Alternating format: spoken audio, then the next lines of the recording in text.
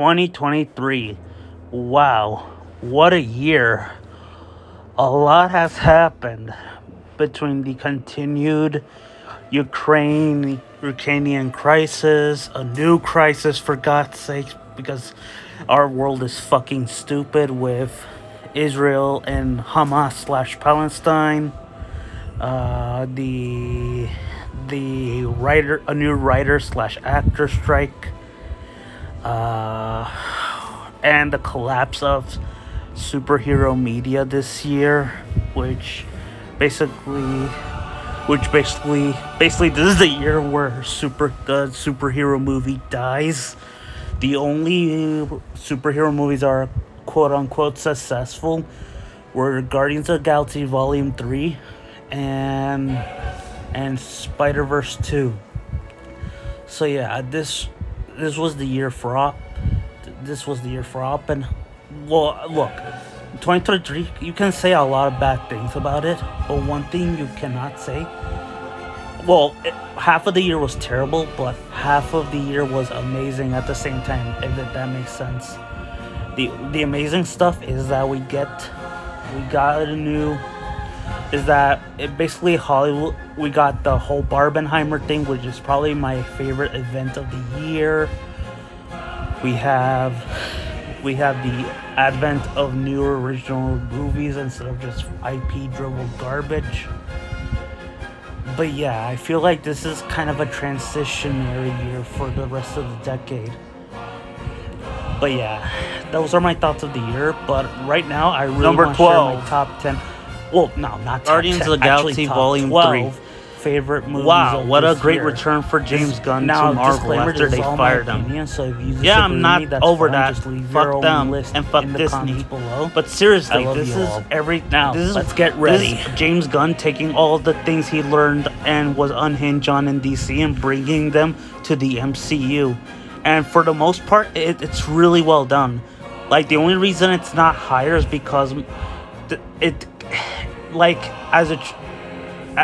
a conclusion, it's still a great conclusion to the trilogy, but you can tell that plans were different thematically for the trilogy, and this one felt like it was trying to cope for what Endgame did. But still, it's a great movie. It's easily the best Marvel movie MCU movie I've seen in years, so I still recommend it. So yeah, that's number 12. Next, number 11. Mission Impossible Dead Reckoning Part 1.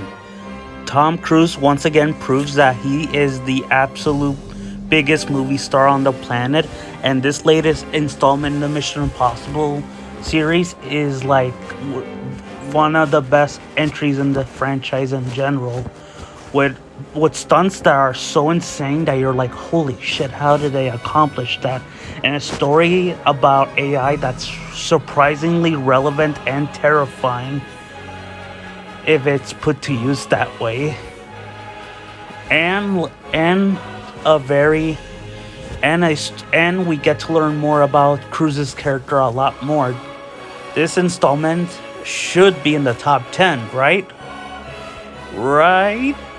Well, no. The only reason it's not in the top 10 is for two reasons.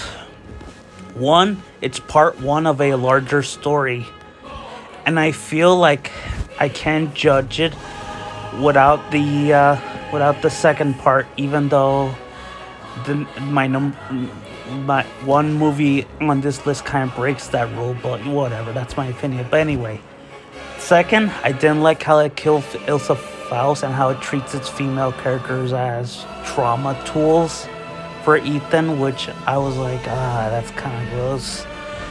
It didn't ruin the movie, but it was a bit icky. But that's just me.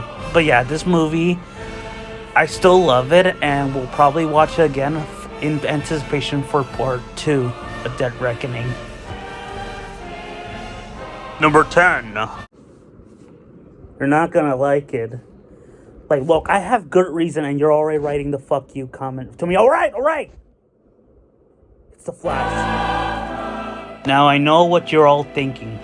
Why The Flash? The movie where Ezra Miller where Ezra Miller's at his worst, where it shamelessly uses Michael Keaton in the cameos. And look, you're all right about that, but at the same time, look, this is how I see the movie. The whole movie is basically a fuck you to Ezra Miller.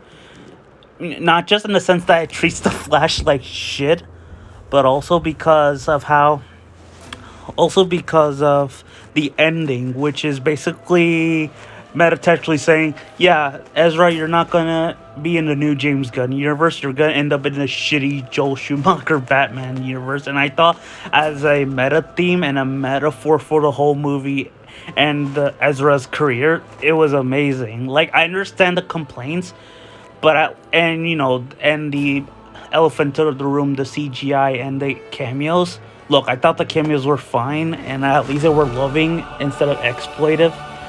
And at least the shitty CGI was creative. But yeah, I sympathize why people would hate this movie. But yeah, this is my top 10. If you disagree, go write your list once again in the comments. Number 9. Asteroid City. This is my first Wes Anderson movie, and boy, wasn't it an experience. This is one of the densest movies of the year. It has a lot to say about stories, stage productions, how we write stories, a critique of the military, government. It's also about grief. Yeah, a lot of stuff. I'm glad I watched it, and I'm looking forward to seeing his future films and watching his whole filmography back to back at some point. Number 8. Killers of the Flower Moon, directed by Martin Scorsese, starring Robert De Niro and Leonardo DiCaprio. Martin Scorsese, in my opinion, is the best American director we have ever gotten or will ever get. A true cinephile and also a master in his craft that should be respected. And I don't care about his MCU opinion. Shut up. He's a master. You should respect him. But yeah, his latest 3-hour epic, 3.5-hour epic, Killers of the Flower Moon, is a story of tragedy, crime, and betrayal. It's the first movie where Leonardo DiCaprio and Robert De Niro have starred in together since 1993. And it's kind of fun to see Scorsese's two muses interacting on screen together. It's a critique on American imperialism, greed, and excess, and a critique on racism against the Native Americans. And like I get why some people wish we like the whole movie, like it's just so brutal. It's like sad, depressing, but there is hope, especially within the ending, where Scorsese tells the audience that their story has almost been forgotten, but he made sure that this film makes sure that it doesn't stay forgotten. Number 7. Napoleon, Ridley Scott's latest historical epic since the Last Duel, is basically his take on the Napoleonic tale, and despite all the historical inaccuracies, I still loved it. Like, yes, it's historically inaccurate, but as a movie unto itself, it's amazing. Like, I get the feeling that Ridley Scott is trying to critique Trump by using Napoleon as a basis, since all power-hungry dictators are in the end fools. And this film felt like very satirical, not necessarily to Napoleon, in my opinion, but to our modern dictatorship, especially with Trump. And Joaquin Phoenix once again shows why he's the best method actor working today. And Vanessa Kirby does a great job portraying Empress Josephine. And the whole film and the battle sequences are some of the best in the year. So yeah, go watch it, regardless of historical inaccuracies. Bye. Number 6. Godzilla -1. Easily the second best Godzilla film ever made. It doesn't beat Shin Godzilla, but it certainly beats the original in my opinion. It's basically a critique on Japanese on the Japanese imperial government of the time, but also the American government for for basically being a little bit too lenient towards some Japanese war criminals, in so they can have Japan as an ally in the upcoming Cold War for potential Soviet aggression. But also, the film is a is a masterclass in special effects and also in dramatic storytelling. The film focuses on a former kamikaze pilot who is haunted by not fulfilling his duty, and also the fact that he did not kill Godzilla in his dinosaur stage. And this is, in addition, my first Takashi Yamazaki film, which I hope to check more of. Like, the whole film is basically, it's also possibly the scariest Godzilla film I've ever seen. Like, this film, I never screamed in a theater before. It's on a Godzilla film. Number 5. Boy and the Heron, also known in Japan as How Do You Live? And Boy, How Do You Live? This is the latest film by Miyazaki, and my first Miyazaki film I saw in theaters. This year, my only experience with Miyazaki were a couple of films, some of which I've been unimpressed, but then again, I saw them as a kid, so I'll have a more deeper appreciation as an adult. But boy, as for my first Miyazaki movie in theaters, I couldn't ask any better. This is basically Miyazaki trying to beat David Lynch, with the first half being the quote-unquote real world and the second half in the quote-unquote dream world. Like, we don't know for certain if this is all a dream, a fantasy, or just, taking place in another world. But boy, oh boy, I wouldn't have any other way. It's possibly Miyazaki densest movie with a lot of meta ideas on the exact question of how do you live after a tragedy, or how you wasted your life. Well, not wasted, but more you lived a long life. And also a critique on Japanese imperialism during the Second World War. And so much more. Like, I often describe this film as basically Grave of the Fireflies mixed with Spirited Away with a bit of The Wind Rises, and it's completely accurate. It's easily in my top 5. Number 4. Oppenheimer. It's Barbenheimer time with these next two. Christopher Nolan's Oppenheimer is a film I've been excited since last year, since it was paired off with Barbie, and we'll get to Barbie in a moment, but oh my god, I never seen a bleaker film than this, yet one that's so interesting in the subject matter it's in. Like, what I like most about this film is that half of it is told from Oppenheimer's perspective, while the other half is told from the perspective of this character called Lewis Strauss, a person who clearly sees the world in black and white morality, while Oppenheimer sees the world with more gray, or let's just say color. Hence why Strauss's scenes are shot in black and white to reflect his view of the world, while Oppenheimer's is in colors to reflect his more complex view of the world. And has easily the bleakest ending I've ever seen, yet also kind of tragically beautiful, as all this has been brought down by Oppenheimer's own hand. Number 3. Barbie. Out of the two films, I expected to love Oppenheimer more, but no, Barbie is the one I love the most. Like, at first I was like, I had a confidence with the director, but at the same time I was like, what if it's not executed well? Look, I'm a hardcore feminist, but I've seen and heard some movies that had feminist themes but were fucking garbage. Like, for example, Black Christmas 2019.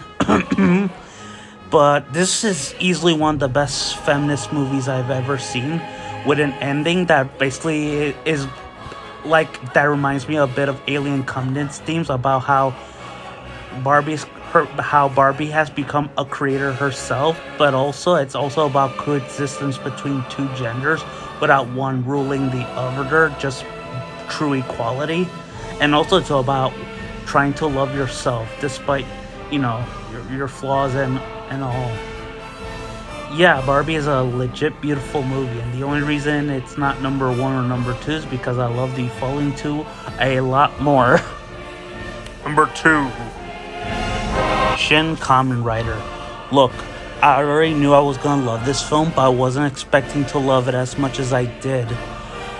Like, and it's one of the only 3 Anno films that I legit cried over. Like, this film legit made me cry. The only 2 Anno films that made me cry were The End of Evangelion and Evangelion 3.0 plus 1.0. And this film ranks up there with the crying department because, oh my god, the feels. This is a movie where the heroes save the world not through violence or, through brute strength or whatever. I mean, okay, there's a bit of that, but that's not the point. They save the world through empathy, and that's such a beautiful thing. That's what it means to be a superhero, and that's what I love about it. Like, this is legit the second best superhero film of the year, and yeah, the MCU can fuck off with that. And my number 1 legit favorite film of the year is Spider-Man Across the Spider-Verse. Out of all the films this year, no other film showed me the power of what cinema is capable of as Across the Spider-Verse.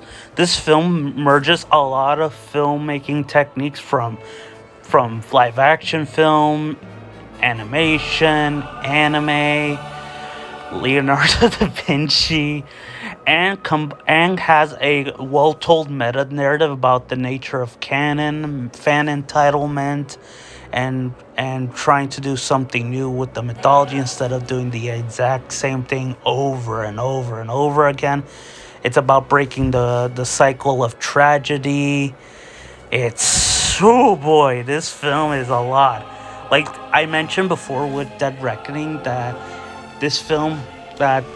film is only one half of a complete story. The same is true for Across, but I feel it earns it being number 1 because it also tells a complete story about Gwen trying to return to reality and not escape from her reality, which is, basically a critique on escapism, which all the spider people are suffering from. It's basically escapism, and yeah, it tells a complete story about that, about Gwen escaping reality, but how ultimately returning to it and confronting, her guilt and her anxiety with her father. And I think it does that super beautifully. Like, also this film proves that Penny Parker needs an anime series. Come on, Penny Parker. Come on, Sony, give Penny Parker an anime series. Oh, and also give Spider-Noir his own movie, starring Nicolas Cage, of course. Well, guys, that's it. I'm glad you stick with me throughout this whole year with my videos. I hope to make even better videos next year. And don't worry, the anime survival arc will continue. It's just that we were busy with our own, separate lives. So don't worry, that will return in January. And yeah, I promise to make better videos next year, and hopefully a short film. But yeah, thank you so much, and a happy new year.